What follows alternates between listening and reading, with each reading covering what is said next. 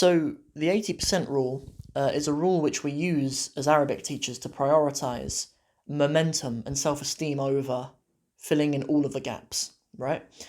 Um, it's something that I thought of whilst teaching my Arabic in 60 Steps program, when students came to me and said, do I need to understand 100% of a step before I can move on?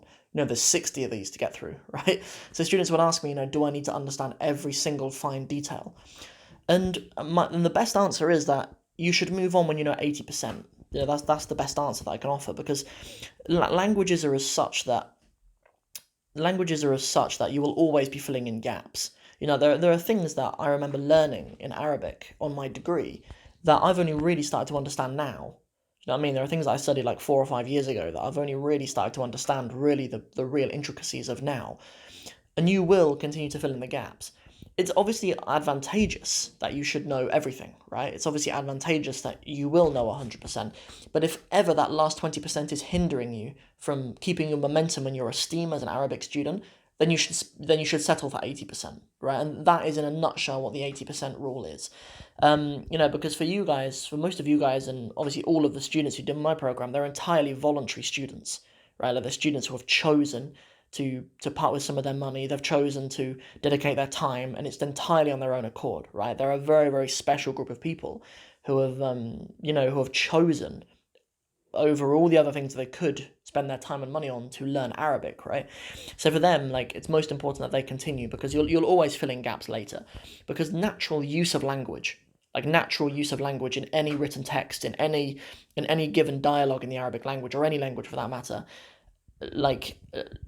natural language doesn't care what grammar you've learned. So sometimes even in a natural conversation about a very simple topic might use some very, very complicated topics of grammar.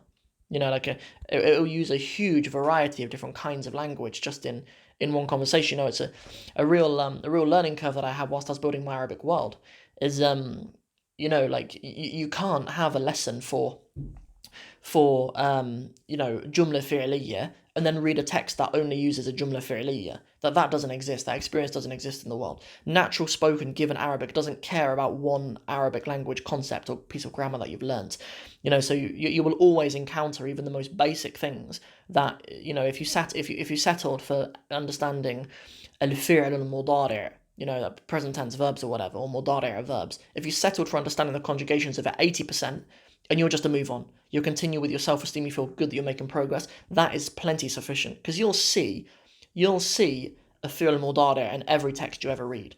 You'll see that, and you'll get to fill in any gaps that you have in every text you ever read, right? So that is in a nutshell what the 80% rule is, and that's why I'm an advocate of it, and that's why I've started teaching it. The Arabic in 60 Steps program is a step-by-step online Arabic course, which takes you right from learning your very first few words in the Arabic language and putting them together to make simple sentences, right the way up to knowing over 1,000 Arabic words and being able to access texts like the Quran, Hadith literature, and even Arabic poetry. The minute you join, you have immediate access to the video course and over 100 bonus resources.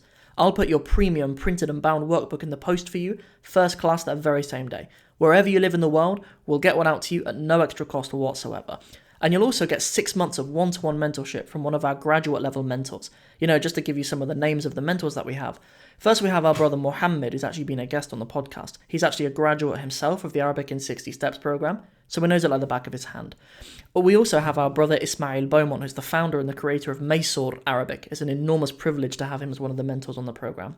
And then for the sisters, we have our sister Maymoon, who's actually from Singapore originally, but spent a number of years studying in Syria. She's a very, very high-level Arabic graduate, mashallah.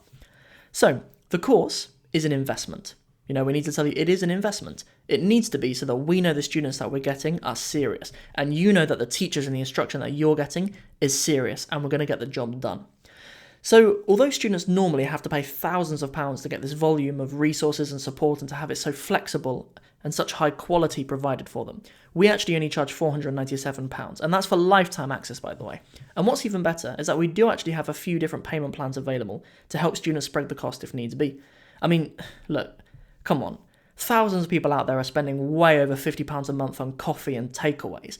Using that money for a few months to learn Arabic instead is a seriously good deal. To find out more, to have a personal phone call with me for half an hour to see if it's a good fit for you and to see how we can get you on the program, just go to www.arabic60steps.com untitled.com. Hope to hear from you guys soon.